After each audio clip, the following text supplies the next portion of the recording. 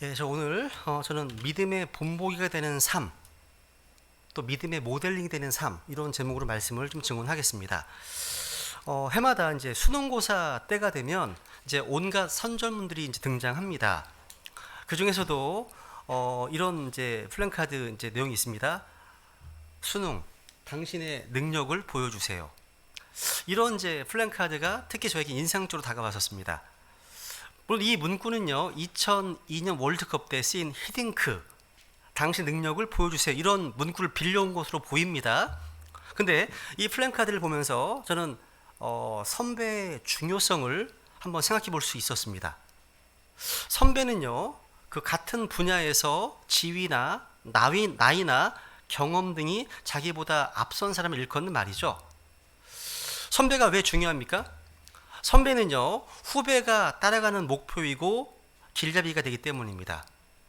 후배는요, 선배의 발자취를 따르면서 더 나아가 선배를 넘어서야 할 자들입니다. 따라서 우리 인생에서 어떤 선배를 만나느냐에 따라서 삶의 질이 달라질 수 있습니다.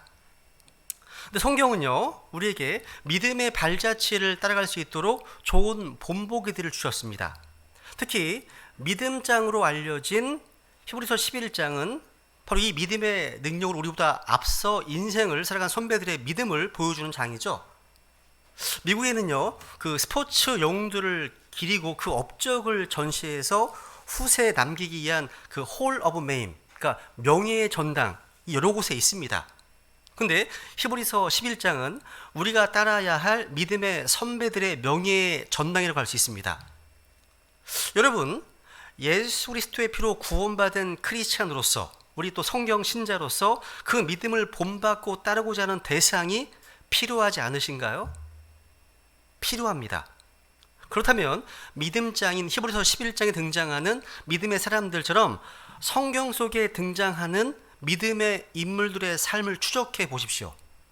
그 믿음의 챔피언들의 명예의 전당을 한번 거닐어 보시라는 거죠.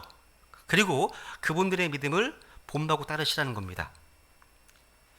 제가 보기에 오늘날 21세기 우리 시대에 위기가 있다면 말은 무척 많습니다. 말은 무척 많은데 본보기가 잘 보이지 않는다는 데 있습니다. 상당히 많은 자료가 있습니다. 상당히 많은 정보가 있어요. 그런데 믿음의 본보기로서의 모델링은 잘 보이지 않는다는 점입니다. 그런데 멀리서 본을 찾지 마세요. 우리와 성경이 같은 믿음의 선배들을 주목해 보시라는 겁니다. 그분들의 실패가 우리에게 경종을 울릴 것입니다.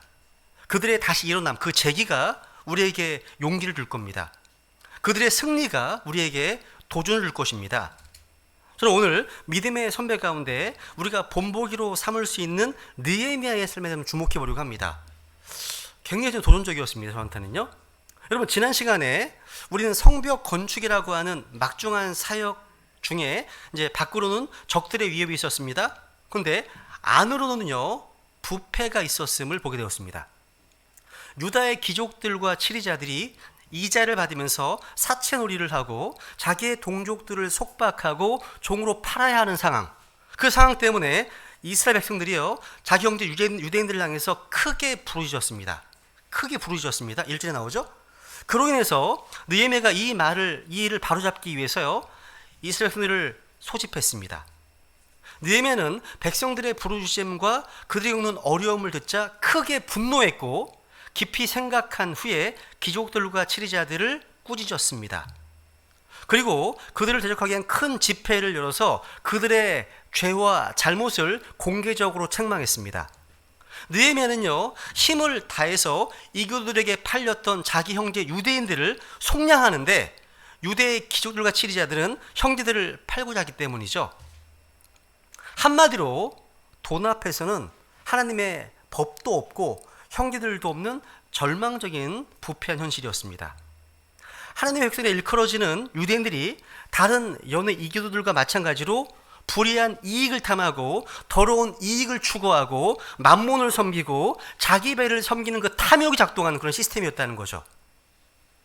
겉보기에는 모세의 율법이 지배하는 사회인 것 같은데 그 안에 들여다보니까 오늘날의 자본주의를 능가하는 탐욕이 지배하는 사이였다는 겁니다. 이 시대의 모습이요. 근데 놀라운 사실은요, 느헤미야가 그 문제의 원인을 파악하고 기득권층을 꾸짖으면서 그 대안으로 제시한 파격적인 해결 방안에 대해서 그들이 기꺼이 따랐다는 사실입니다. 여기 12절에 보시면, 한번 읽어볼까? 12절 시작. 그때 그들이 이르기를 우리가 그것들을 돌려보내고 그들에게서 아무것도 요구하지 아니하리이다. 이렇게 우리가 당신이 말하는 대로 하리이다 하기에 그때 내가 제사장들을 불러 그들이 이 약속대로 행하겠다는 맹세를 하게 하고, 이 내용이요, 현실적으로는 엄청난 이권을 포기하는 일이었는데 이들은 너무나 쉽게 순복했습니다. 어떻게 이게 가능할까요? 그것은 바로 하나님의 사람 느헤미야가 자신의 삶으로 보여준 모범 때문이었습니다. 즉 느헤미야가 백성들 앞에 제시한 이 개혁의 방안에 대해서 모든 회중들이 아멘하고 즉각적으로 순종하기로 결단한 것에는요, 느헤미야의 본이 되는 삶이 있었기 때문입니다. 14절을 보시면, 또한 유대 땅에서 내가 그들의 총독으로 임명을 받은 때 곧 아닥사스다 왕의 제20년부터 제32년까지 즉 12년 동안은 나와 내 형제들이 총독의 빵을 먹지 아니하였느니라 말씀하시네요. 잘 보세요. 느헤미야는요, 총독이라는 높은 자리 임명되었습니다. 총독이 되었죠. 여러분 자신이 느헤미야가 되었다고 상상해 보세요. 여러분 그거 아세요? 우리는 상황이 어려울 때보다 형편이 나아질 때 또는 높은 자리에 오를수록 하나님의 뜻대로 살기가 더 어렵다는 것을요. 스코틀랜드 유명한 역사가였던 이 토마스 칼라일이 이런 말을 했습니다. 굉장히 와닿습니다. 역경, 어려움을 다스릴 수 있는 사람이 100명쯤 된다면 성공을 다스릴 수 있는 사람은 한 명밖에 없다고요. 이것은 인간이 성공하고 출세할 때 하나님의 뜻대로 살기가 더 어렵다는 그 인간성의 약점을 잘 지적하는 말입니다. 그런데 하나님의 사람 느헤미야는요, 그 한 명에 해당하는 인물이에요. 느헤미야는요, 보다 나아진 상황, 총독이 되었잖아요. 그런 상황 속에서도요, 하나님 앞에 바로 서서 민족을 잘 이끌었다는 사실이죠. 우리가 믿음에 있어 본보기로 삼아야 할 느헤미야였으면 어떠했을까요? 제가 몇 가지 정리해봤습니다. 첫 번째, 느헤미야는요, 자신의 특권을 남용하지 않았다는 사실입니다. 14절을 다시 읽습니다. 14절 읽습니다. 시작. 또한 유다 땅에서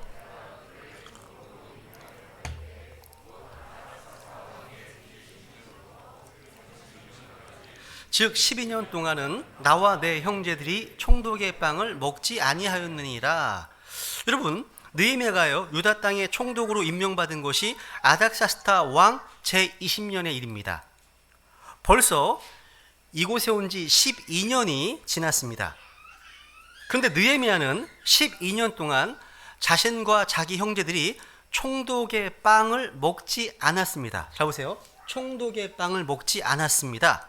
총독으로서의 임금, 월급, 급 이렇게 표현했죠. 총독으로서 임금을 받지 않았단 말입니다. 얼마 동안요?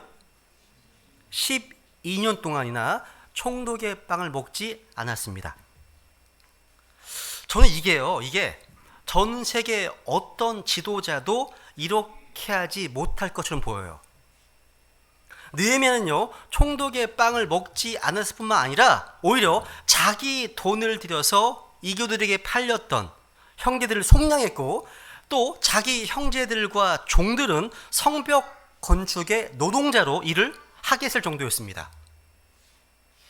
사실 느헤미야는요, 그 당시 귀족들과 어떤 치리자들이라는 어떤 기득권층의 최고 보스로 오른 거잖아요. 총독이니까. 그죠? 페르시아 정부가 임명한 지방 총독은요, 자기가 다스리는 그 지역의 정치, 행정, 사법, 군사에 있어서 절대 권력을 행사했습니다. 그래서 거기에 상응하는 특권을 누릴 수 있었습니다. 그런데 가장 많은 특권을 누릴 수 있었던 느헤미야 총독이요, 솔선해서 당연히 취할 수 있었던 기득권을 포기했다는 겁니다. 이건 쉬운 일이 아닙니다. 여러분, 우리나라 국회의원들이 이런 말 하잖아요. 우리나라 국회의원들이 경제적으로 어려움을 겪고 있는 국민들을 위해서, 국민들이 부담을 주지 않기 위해서 자기의 모든 특권을 포기한다고 생각해 보세요. 이런 것들요. 어마어마한 특권이 어마어마해요. 이게 가능하겠습니까? 가끔 뭐 불체포 특권 이런 거나 얘기하지 얘기 안 하잖아요. 저는 이거 들어본 적이 이런 걸 들어본 적이 없습니다. 여러분, 저 개인적으로요, 10년 전, 15년 전 그때 가르쳤던 주일학교 학생들로부터 종종 연락을 받습니다. 막 카톡으로, 뭐 전화로 받습니다. 목사님 보고 싶다고 이 연락을 받습니다. 지금은 그 아이들이 대학생이 되었고 취업을 준비하는 성인이 되었습니다. 근데 저를 보고 싶어하는 모습이 참 감사가 되기도 합니다. 제가 과거에요, 주일학교 사역을 하면서 종종 들었던 말이 있어요. 그리고 제가 우리 배단위 심리교회 청년부 모임을 인도하면서 또 종종 듣게 되는 말이 있습니다. 그게 뭔지 아세요? 목사님은 참 목사님 같지 않아서 좋다고요. 이 어떤 의미인지는 좀 아실 겁니다. 그죠? 목사님 같지 않아서 좋답니다. 아마도 주일학교 친구들과 가까워지고 싶고 청년들과 친구가 되고 싶은 제 마음이 그렇게 전달된 것 같습니다.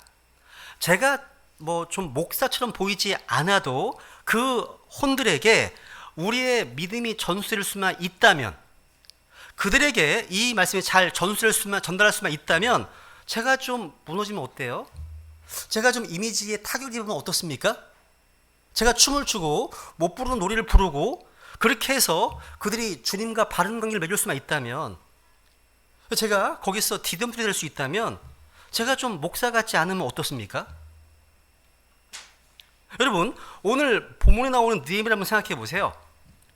느헤미야는 왜 유다에서 주는 총독의 사례를 받지 않았을까요? 성경 말씀하십니다. 그것이 백성들이 부담하게 되었기 때문입니다. 그 당시에 이게 백성들이 부담하게 되었기 때문입니다. 그러니까 합법적이었지만요, 자식을 노예로 팔아야 할 정도로 힘든 백성들의 형편을 헤아려서 스스로 포기한 거예요. 그러니까 느헤미야는요, 자신의 권리보다 백성들의 형편과 사정을 먼저 생각했다는 겁니다. 이것은 예수 그리스도께서 하나님의 아들로서의 권리보다 죄에 빠져 지옥을 향해 가고 있었던 우리들의 상황을 생각하시고 십자가의 죽음으로 자기의 모든 것을 희생하심으로 우리를 구속하신 하나님의 사랑을 생각나게 해줍니다. 여기 17절 이하 말씀 보세요. 한번 읽어볼까요? 시작. 또 내 상에는 유대인들과 치리자들 중에서 150명이 있었고 그 외에도 우리 주변의 이교들 가운데서 떠나 우리에게로 나온 자들이 있었으므로 이제 사람들이 날마다 나를 위해 소 한 마리와 좋은 양 6마리를 예비하며 날짐승도 나를 위해 예비하고 열흘에 한 번씩은 각종 포도즙을 준비하였더라.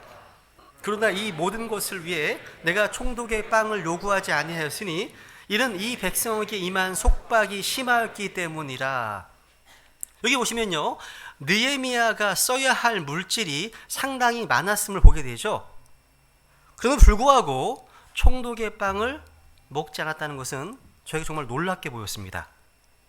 여러분, 총독으로서 빵을 먹는 것은 당연한 일입니다. 당연한 일입니다. 근데 그렇게 안 했다는 거죠. 그죠? 매일 자신의 테이블 상에서는요, 자기가 대접해야 할 손님이 무려 150명 이상이 되었다는 겁니다.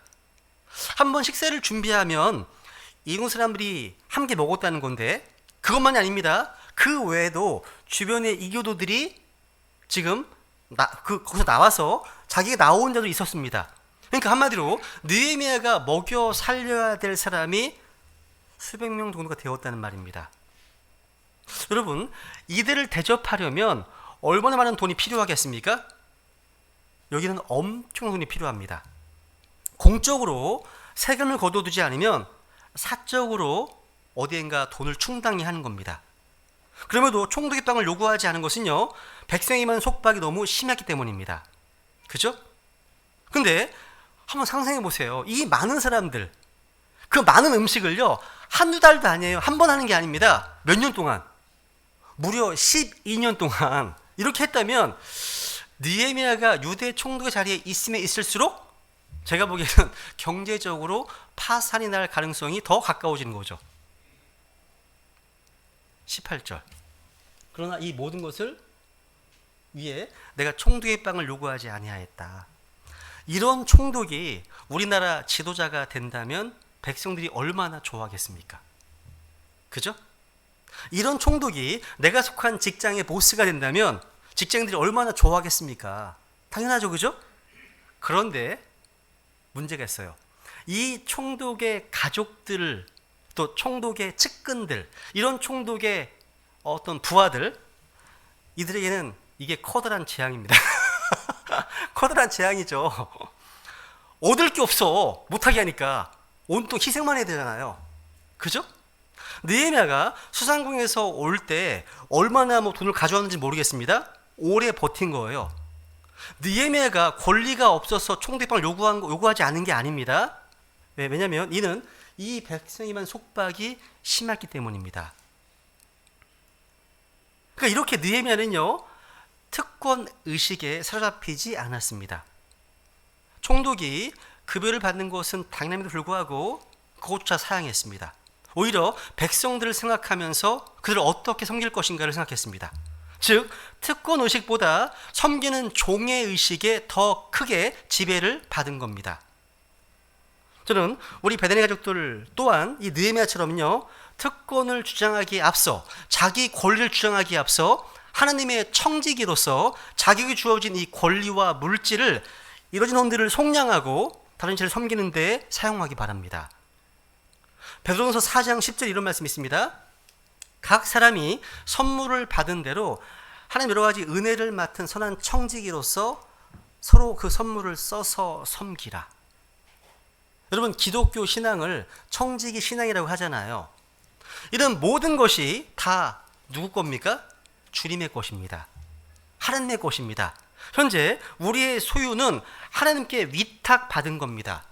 그래서 우리가 그 소유를요, 하나님의 뜻대로 사용해야 한다는 믿음의 고백이잖아요. 이것은 물질의 탐욕, 이기심에서 벗어날 수 있는 가장 핵심적인 신앙입니다. 모든 것이 주님 것이라고 하는 이런 믿음의 고백은요, 우리가 이 땅을 살아가는 가장 중요한 원칙임을 잊어서는 안 되는 겁니다. 두 번째, 느헤미야는요, 이전의 악습에서 벗어났습니다. 과거에 내려오는 전통, 벗어났다는 겁니다. 15절부터 15절을 보시면, 15절 같이 읽어볼까요? 한번 시작. 그러나 내 앞에 있던 이전 총독들은 백성에게 부담을 주어 은 40세겔 외에도 그들에게서 빵과 포도즙을 취하였고, 또 참으로 그들의 종들도 백성을 지배하였으나 나는 하나님을 두려워함으로 그같이 행하지 아니하였고. 보세요.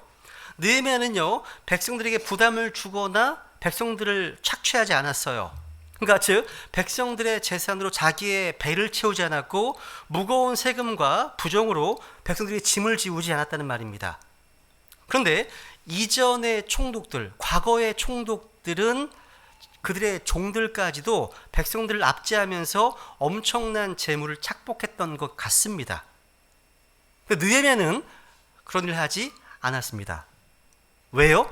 왜? 하나님을 두려워하기 때문에.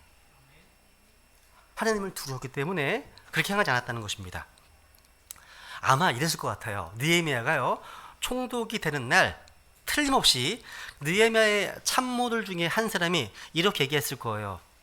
느헤미야 총독 각하. 옛날 각하들은 다 그렇게 했습니다.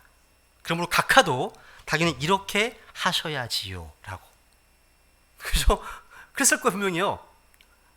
여러분이 공무원이든 아니면 직장 생활이든 간에 지금까지 관례라는 이름으로 계속 이어져 온 비리들 때문에 힘들어하는 지체들의 이야기도 많이 들었거든요. 제가요. 들었습니다.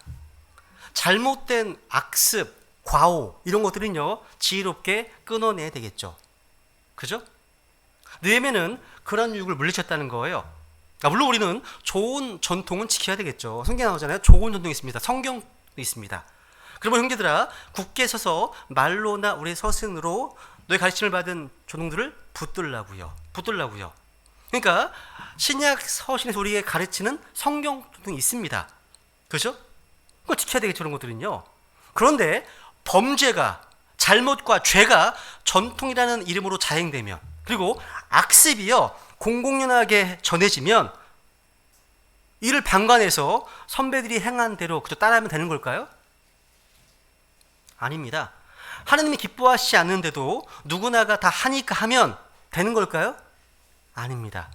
우리는 전통의 물결이 아무리 도덕에 흘러내려간다 하더라도요, 그 전통이 범죄와 실수 투성이라면 그것을 과감하게 잘라버려야 됩니다. 느헤미야가 그렇게 했습니다. 느헤미야가요. 그래서 로마서 12장 1절, 2절 같이 읽습니다. 시작. 너희는 이 세상에 동화되지 말고 오직 너희 생각을 새롭게 함으로 변화를 받아 하나님의 그 선하시고 받으실 만하며 완전한 뜻이 무엇인지 입증하도록 하라. 그러니까 이 세상이 다 그렇게 한다고 해서 이전의 악습들을 따라하거나 방관해서는 안 되는 거죠. 여러분, 느헤미야 이전의 총독들은요, 백성들로부터 은 40세겔을 급여로 받았고 빵과 포도즙을 취했습니다. 그 총독의 종들도 백성을 지배했어요. 한마디로 이거 뭡니까? 이게 측근 정치예요. 측근 정치입니다. 그러니까 다 한 자리씩 자리를 꿰어찬 겁니다. 여러분, 총독 정도 되면 아마 자기가 임명할 수 있는 자리가 상당히 많을 겁니다. 수없이 많은 인사권이 있을 겁니다. 거기에 누구를 앉히는 겁니까? 자기 종들을 앉힐 수 있어요. 그러니까 누군가의 측근이 된다는 것은요, 다 이런 것들을 노리고 곁에서 충성하는 거잖아요. 그렇죠? 그런데 느헤미야는요, 자기 형제들이나 종들에게 관직 하나씩을 주기는 고사하고 일만 시켜요. 일만 시킵니다. 성벽 공사 일꾼을 동원했다는 겁니다. 일꾼으로요. 왜요? 하나님을 두려워하기 때문에. 하나님을 두려워함으로 그렇게 행했답니다. 그러니까 느헤미야는요, 청렴에서 뿐만 아니라 어렵고 힘든 백성들에게 부담을 주지 않기 위해서 최선을 다했습니다. 그 모든 일의 바탕은 뭐 때문에? 하나님을 두려워하기 때문이었습니다.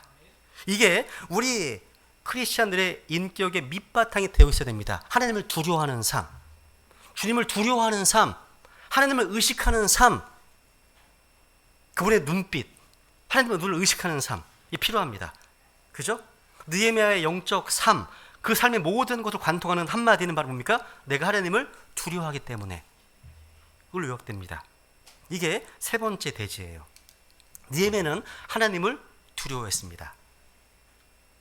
느헤미야는 하나님을 두려웠기 때문에 그렇게 안 했다고 얘기하는 겁니다. 우리는 직위가 올라간다거나 지위가 향상되면 하나님을 잊어버리는 경우가 있습니다. 또 우리는요, 뭔가 높은 감투를 쓰게 되면 그 감투가 하나님보다 더 크게 보여서 하나님을 외면하는 경우도 있습니다. 그 감투 때문에 하늘이 보이지 않는다면, 안 보인다면, 또 자기가 사업에 성공했기 때문에 하나님을 외면하게 된다면 그것은 삶의 성공이나 승리가 아닙니다. 출세가 아닙니다. 오히려 저주이고 실패입니다. 여러분, 가난하더라도 싱글아이, 단일한 눈으로, 또 맑은 눈으로 하나님을 볼 수 있다면 그게 하나님의 축복이고 그게 승리입니다. 에베소 6장 여기 9절에 보시면 이런 말씀합니다. 에베소 6장 9절 읽어볼까요? 시작. 너희 주인들아 그들에게 같은 일을 행하고 협박하는 일을 삼가라. 너희 주인도 하늘에 계시나니 그분께서 사람들의 외모를 중시하지 아니하시는 줄 너희가 아느니라. 느헤미야는요, 하나님이 두려우신 분이다 이걸 알았습니다. 우리 조상들이요, 옛부터 하던 말이 있죠. 너 하늘 무서운 줄 알라고요. 이 굉장히 타당성 있는 말입니다. 내가 아무리 높아져도 내 삶을 책임지시는 살아계신 하나님, 전능하신 하나님, 창조주 하나님, 그 주님을 두려워하는 한, 그러니까 그 하나님을 의식하는 한 하나님께로부터 멀어지지 않을 겁니다. 여러분, 주님을 두려워하는 것은 우리 삶에서 굉장히 중요한 겁니다. 시편과 잠언에서 두 구절씩만 보겠습니다. 잠언 말씀 볼게요. 잠언. 주님을 두려워하지 않으면요, 악을 행하게 됩니다. 여러분이 죄에 쉽게 노출된다? 이유가 뭔지 아세요? 주님을 두려워하지 않기 때문입니다. 주님을 두려워하잖아요? 악을 떠납니다. 죄를 함부로 못 짓습니다. 잠언 3장 7절 내 눈에 지혜롭게 되지 말지어다 주를 두려워하며 악을 떠날지어다. 악을 안 떠나. 주를 두려워하지 않기 때문에. 주를 두려워하는 것은 악을 미워하는 것이니라. 악을 미워하는 겁니다. 야, 느헤미야는요 자신이 하나님을 두려워하는 증거로 악을 미워하고 떠난 겁니다. 이렇게 주님을 두려워하잖아요. 여러분들이 복을 받습니다. 복을 받아요. 시편 115편에 보시면 주를 두려워하는 자들에게는 그분께서 뭘 주신다고요? 여러분이 좋아하시는 복을 주십니다. 뭐하는 사람에게요? 주님을 두려워하는 자들에게. 그러니까 주님을 두려워함과 복이 같이 연결되어 나와요. 상당히 많이요. 이같이요 느헤미야는요 하나님을 두려워함으로 어떤 형편에 있든지 형통할 때든지 역경에 처할 때든지 간에 하나님 앞에서 올바르게 백성들을 다스릴 수 있었던 것입니다. 네 번째 느헤미야는요 자기가 해야 할 일을 다 했습니다. 여기 16절에 보시면 읽어볼까요? 시작. 참으로 또한 이 성벽 일을 계속하며 우리가 땅을 사지 아니하였고 내 모든 종들도 거기로 모여 그 일을 하였느니라 되어 있네요. 느헤미야는요 자기가 해야 할 일에 집중했어요. 그죠? 느헤미야는 자기의 특권을 남용하지 않았고 이전의 전통적인 악습에서 떠나기로 결단했고 하나님을 두려워했습니다. 그리고 느헤미야는요 하나님이 맡기신 그 일에 열중했습니다. 느헤미야는요 성벽 건축으로 인해서 어려움을 겪고 있었던 백성들의 말을 충실히 듣는 열린 귀를 갖고 있었습니다.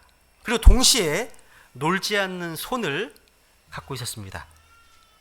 느헤미야는 백성들의 소리에 귀를 기울여 문제를 해결해 주면서 하나님이 명하신 성벽 건축 역사에도 자신을 들였습니다. 우리도 마찬가지예요. 느헤미야를 본받아서 우리가 해야 할 일, 주님 명하신 일을 계속 해야 됩니다. 여기 이 성벽 일을 계속하며 제 눈길에 끌었던 표현입니다. 계속한다는 표현. 성벽 일을 계속 하다 마는 게 아닙니다. 계속하는 겁니다. 계속하며. 그리고 그다음 보시면 우리가 땅을 사지 않았답니다. 이 말씀 왜 여기 있을까요? 땅. 요즘 시끄럽잖아요. 우리 언론에 그죠? LH 직원들이 자기의 지위를 이용해서 취득한 정보를 가지고서 광명, 그 3기 신도시 땅을 막 조각으로 매입했잖아요. 그 누군가 자살하고 막 그런 이런 일이 벌어지고 있지 않습니까? 비슷한 거예요. 여러분, 느헤미야 땅 안 샀어요. 부동산은 가장 안전한 투자이기 때문에 항상 강남 이런 거 노른자 위 땅 이런 것들은 힘있는 사람이 다 차지하는 경우가 많습니다. 느헤미야가 몰랐겠습니까? 총독이었는데 근데 안 샀습니다. 그러니까 느헤미야는 한마디로 자신의 권력을 이용해서 그런 개인 축제를 하지 않았다는 사실. 알면 할수록 멋있어요. 알면 할수록요. 느헤미야는요 성벽 일을 계속하면서 땅을 사지 않았습니다. 사실 총독의 지위에 있으면 땅을 확보하는 일은 아주 쉬워요. 여러분 농경 국가에서 땅은 가장 좋은 투자처입니다. 그래서 땅의 소유에 따라서 권력도 강화되거든요. 근데 느헤미야는요 12년 동안 총독을 하면서 땅을 사지 않았다는 사실. 그리고 느헤미야 종들도 모여서 뭘 했습니까? 성벽 일을 했다는 사실. 여러분 느헤미야는요 이렇게 자기가 금전 문제에 깨끗했기 때문에 다른 기득권층을 향해서 꾸짖어도 지적을 해도 꼼짝 못하고 그의 꾸지람에 순종한 거예요. 총독이 이렇게 하는데 그죠?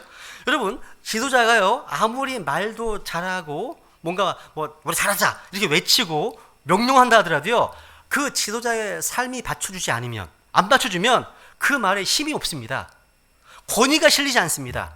왜? 말보다 그 사람의 삶이 더 영향력이 있다는 말이에요. 그렇다면 도대체 느헤미야는 어떻게 이렇게 세상의 이익 이런 것들에 초연할 수 있을까요? 놀랍지 않아요? 물만 먹고 살았나? 뭐 그렇지 않았을 거 아니에요, 그렇죠? 딸린 처자식도 있었을 텐데 어떻게 그럴 수 있었을까요? 19절에 답이 있습니다. 19절 같이 씁니다. 시작. 네 하나님이여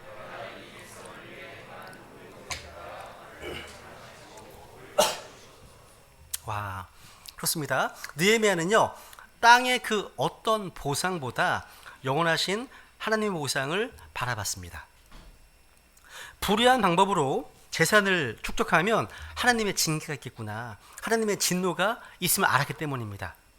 여러분, 이 세상 것들을요, 무리한 방법을 동원해서 긁어 모은 것은 그만큼 세상 사람들의 인정을 추구하기 때문입니다.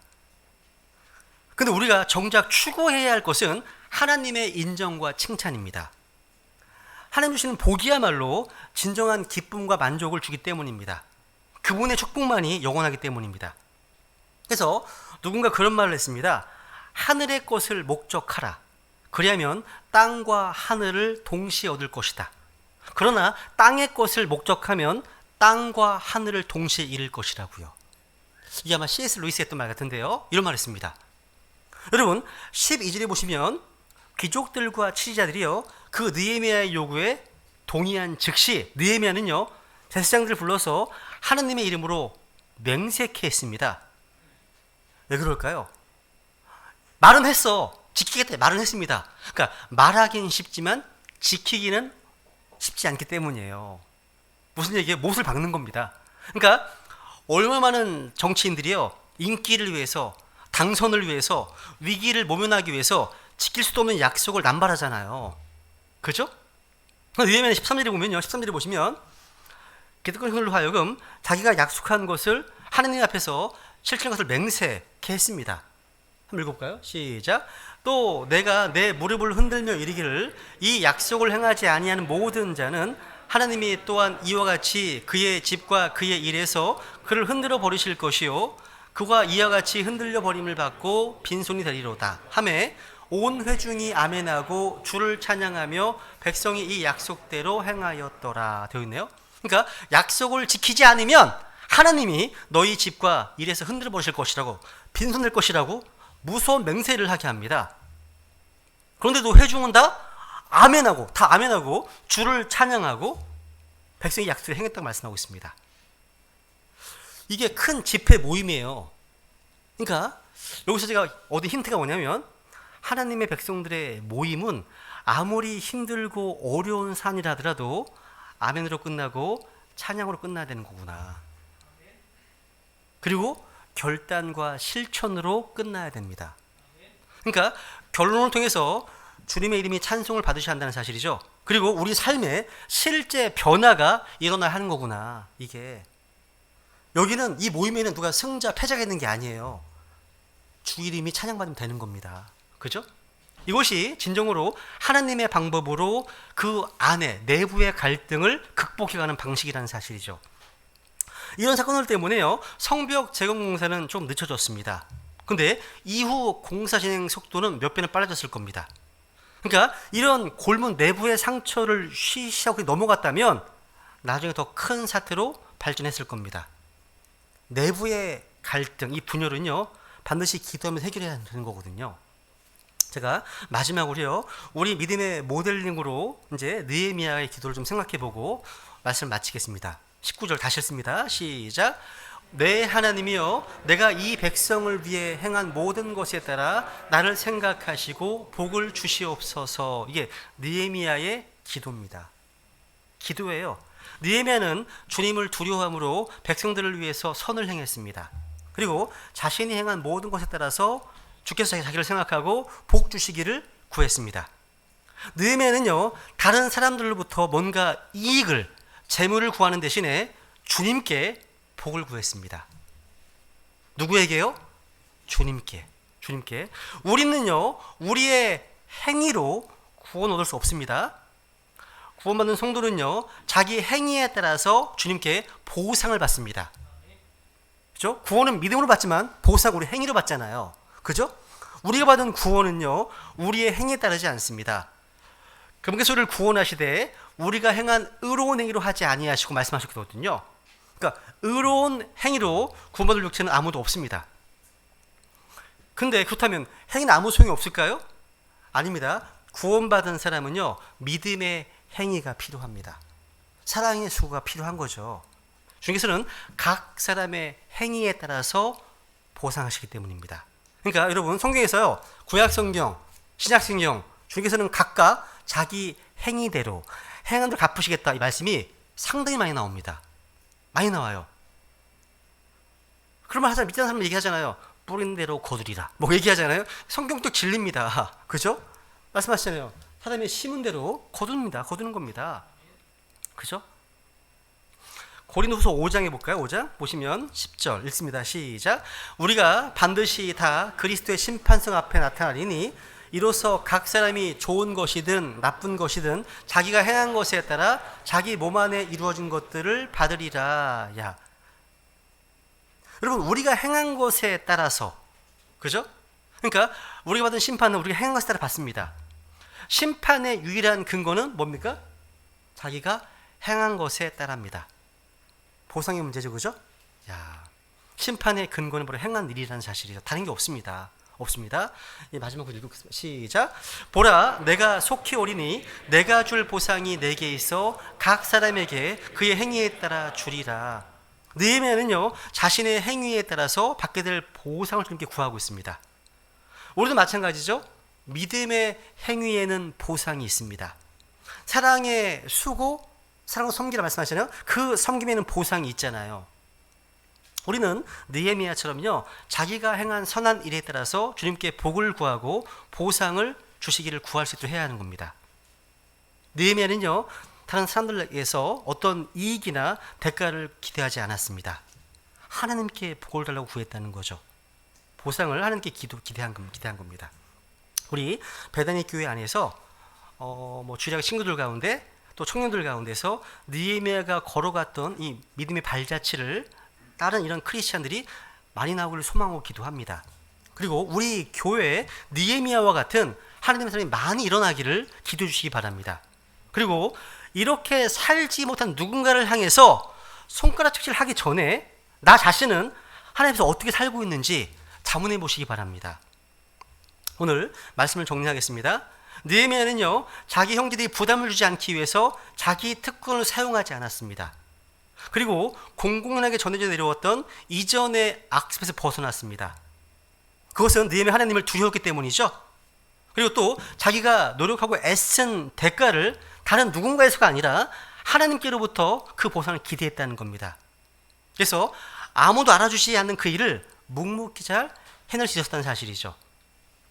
우리 이 시간 느헤미야처럼 우리의 말보다 하나님을 두려워하는 삶, 하나님의 보상을 기대하는 삶, 하나님을 의식하는 삶으로 주님 주실 보상을 바라보면서 그 사는 인생이 되겠다고 주님 앞에 결단하면서 은혜를 구하는 시간을 갖겠습니다. 우리 같이 주님 앞에 기도하겠습니다.